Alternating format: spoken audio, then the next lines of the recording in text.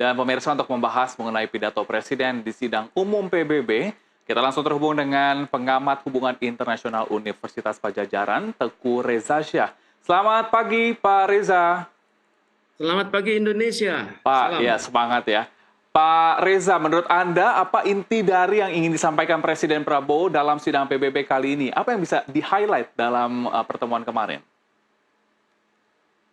Pidato beliau menggelegar, pidato beliau menggugah, pidato beliau itu mempersatukan masyarakat. Bahasanya itu sangat sederhana, tapi dimengerti oleh masyarakat dunia dengan mudahnya. Saya perhatikan para pemimpin dunia itu melihat dan mereka mencatat dan tampaknya mereka merasa familiar sekali apa yang dikatakan di depan dengan apa yang ada di dunia saat ini.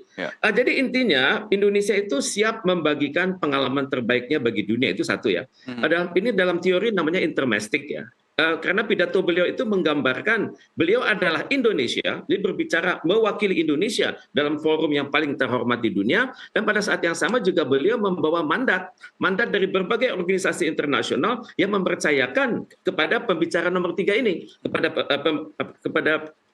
pembicara nomor 3, yakni Presiden Prabowo Subianto. Indonesia, di dalam hati Indonesia itu ada ASEAN, ada Organisasi Konferensi Islam, ada Gerakan Non-Blok, ada Kerjasama Selatan-Selatan, ada Liga Arab, kemudian ada juga organisasi-organisasi lain seperti Indian Ocean Rim Association. Jadi banyak pesan yang dibawa oleh Bapak Prabowo dan pesan itu bersandar kepada pengalaman beliau pribadi. Dan untuk itu kita lihat tadi malam itu beliau berbicara secara orator dan berbicara secara dari hati gitu, keluar. Jadi beda kalau orang bicaranya itu membaca dengan orang yang berbicara dari hati ke hati. Dan beliau menggunakan kosakata yang dimengerti sekali oleh dunia. Jadi ada hubungan antara Indonesia dengan dunia. Ini menunjukkan bahwa walaupun beliau adalah seorang Indonesia, tapi beliau memahami sekali apa yang terjadi di luar. Karena beliau sadar apa yang terjadi di luar negeri akan berdampak secara sangat cepat ke dalam negeri. Itu bukan hanya atas Indonesia, tapi juga atas negara-negara lain di dunia. Misalnya Indonesia melihat dunia dari pengalaman sejarahnya. Karena betul kebijakan luar negeri itu dibuat dengan memerhatikan sejarah. Jadi beliau memahami pengertian, dulu kita menghadapi oppression, dulu kita menghadapi kemiskinan, dulu kita mengharapkan ada keseimbangan, dulu kita mengharapkan adanya solidaritas. Dan kita bersyukur bahwa PBB itu membantu Indonesia. Jadi di sini Indonesia mengatakan pernah dibantu oleh Food and Agriculture Organization. Memang tugas dari lembaga PBB adalah membantu negara-negara yang sedang membutuhkan. Dan kemudian beliau masuk pembicaraan kepada Gaza. Gaza adalah situasi yang sangat mencekam saat ini, di mana beliau menyebutnya catastrophic situation. Kemudian dia juga mengatakan tidak ada keamanan di sana, wanita dan anak-anak itu teraniaya, mereka hidup dalam trauma, dan mereka berada dalam kelaparan yang sangat dahsyat. Beliau kemudian setelah beliau melihat kami sama dengan yang terjadi di Gaza sekarang. Kami melihat bantuan PBB pada kami di masa lalu. Kemudian beliau mengatakan, apakah PBB ini akan diam-diam saja begitu kan? Kemudian beliau mengatakan juga PBB hendaknya punya kemampuan memberdayakan teknologi, memberdayakan kerjasama bagi kemuliaan umat manusia. Kemudian beliau mengatakan juga, tibalah saatnya sekarang dunia itu bersatu.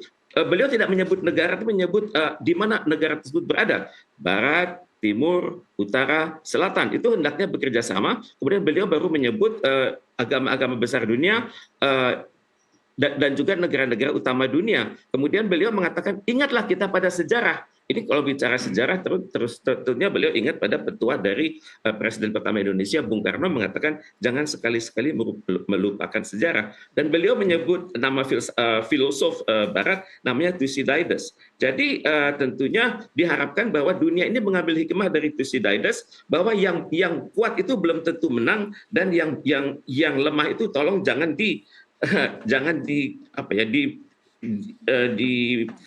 dihinakan terus-menerus gitu ya.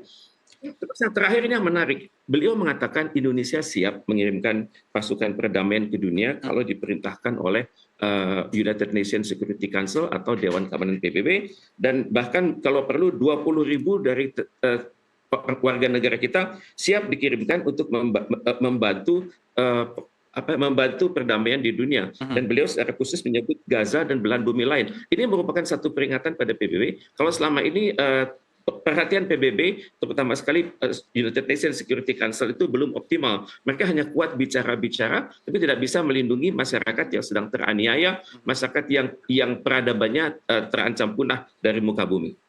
Pak Reza, memang ada hal yang menarik dalam sidang PBB kemarin bahwa Indonesia ini mendapatkan urutan ketiga dalam menyampaikan pidato ya sebelum negara adidaya Amerika Serikat yang menyampaikan atau dalam hal ini adalah Donald Trump. Anda memaknainya dalam posisi ketiga ini sebagai pertama kali begitu ya dalam sejarah di Indonesia menyampaikan pidato di sidang PBB seperti apa? Memang jatah pertama itu biasa diberikan kepada Brazil ya, karena Brazil itu secara tradisi pada awal pendirian PBB ada negara yang paling bersemangat untuk menyampaikan aspirasi kepada dunia.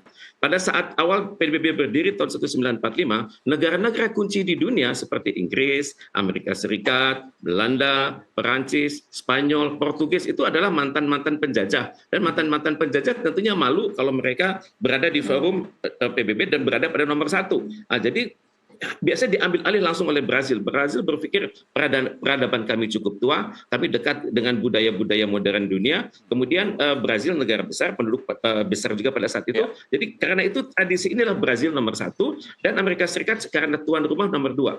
Mengapa Indonesia nomor tiga? Kenapa kita tidak nomor 12 atau 20? Betul. Ya karena ketokohan Indonesia kan. Dunia melihat Presiden Prabowo ini ada perbedaan dengan pemimpin yang lain. Pemimpin lain itu cenderung antagonistik. Pemimpin yang lain cenderung membenturkan. Pemimpin yang lain itu cenderung seringkali mengkritisi para negara-negara yang lain. Kemudian pemimpin yang lain seringkali istilahnya itu mengkritik PBB sedemikian rupa. Dan pas sekali Indonesia adalah negara yang damai. Indonesia terserah apapun kata masyarakat, tapi Indonesia adalah negara yang dapat dikatakan sebagai komunikator ya dalam berhubungan dengan antar bangsa. Kita adalah bridge builder atau penghubung antar peradaban. Dan biasanya organisasi internasional yang ada Indonesianya di situ, organisasi tersebut cenderung tidak antagonistik dengan organisasi manapun. Misalnya kita berada di BRICS kan. BRICS itu sebelum Indonesia masuk itu dikhawatirkan akan menentang blok-blok ekonomi barat, misalnya G7 maupun European Union. Tapi kan ternyata bersama Indonesia BRICS itu mendapat rem ya. Rem yang dimengerti bersama bahwa penanganan hubungan internasional itu tidak boleh dilakukan secara antagonistik, tapi berdasarkan prinsip-prinsip cooperation and consultation. Jadi karena itulah Pak Prabowo mendapat kehormatan nomor 3. Konon ini adalah konsensus dari banyak negara di dunia karena mereka melihat bahwa selama 6 bulan terakhir Pak Prabowo itu banyak sekali menghadiri pertemuan-pertemuan internasional, bukan hanya sekedar datang kemudian pulang, tapi beliau memberikan ide-ide untuk Indonesia, ide-ide untuk organisasi internasional tersebut, dan juga ide-ide untuk dunia. Jadi ini tentunya menarik perhatian PBB untuk setuju kalau Bapak Prabowo diberikan nomor 3. Dan kita sudah buktikan semalam kan, statement-statement beliau itu menyejukkan, mengundang kerjasama, dan juga mengkritiknya secara sangat halus, terutama sekali beliau mengatakan PBB ini usianya sudah 80 tahun. Pak Reza, maaf saya potong Pak. Artinya ini Indonesia mempunyai kekuatan untuk bisa menyuarakan solusi dua negara atau two states dalam pertemuan kemarin di sidang PBB? Tepat sekali. Dalam pidato yang sebelumnya, Presiden Prabowo Subianto mengatakan saat ini solusi dua negara adalah yang terbaik kan. Dan ini sudah dibuktikan juga dalam high level panel dari PBB sendiri. Kita lihat biasanya tokoh-tokoh presiden dari Irlandia itu mengatakan bahwa sekaranglah saat yang terbaik untuk membantu kemerdekaan Palestina. Bahkan dikatakan pada dialog-dialog sebelumnya, nggak perlulah kita berbicara soal prosedur sebuah negara merdeka seperti apa, tapi kita langsung pada inti permasalahan, kita bantu Palestina tersebut, dan ternyata sudah hampir 150 negara di dunia yang mendukung kemerdekaan Palestina. Ya cuman masalahnya adalah pidato semalam itu memang hanya 15 menit, itu tidak cukup untuk menjelaskan bagaimana posisi Indonesia, bagaimana harapan Indonesia, bagaimana dunia hendaknya bersikap, tapi paling tidak sudah menyadarkan dunia bahwa masalah Palestina ini sudah tidak bisa ditunggu-tunggu lagi. Walaupun dalam kenyataannya untuk menjadi sebuah negara itu ada persyaratan dalam hukum internasional. Bisa dalam konvensi Montevideo tahun 1933 itu dikatakan bahwa persyaratan sebuah negara adalah adanya wilayah yang tetap. Palestina belum memiliki. Kedua, penduduk yang tetap. Palestina juga belum fix. Ketiga, kemampuan pemerintah. Penduduk Palestina sekarang belum terjelas, belum tepat itu. Kemampuan mereka mengelola negara, dan terakhir pengakuan internasional. Baik, tentunya kita harapkan dari adanya penyampaian yang disampaikan oleh Presiden Prabowo kemarin ini dapat membawakan kedamaian di dunia. Terima kasih pakar hubungan internasional Universitas Padjadjaran, Pak Teguh Reza Syah dalam waktunya di NTV Morning. Sehat selalu.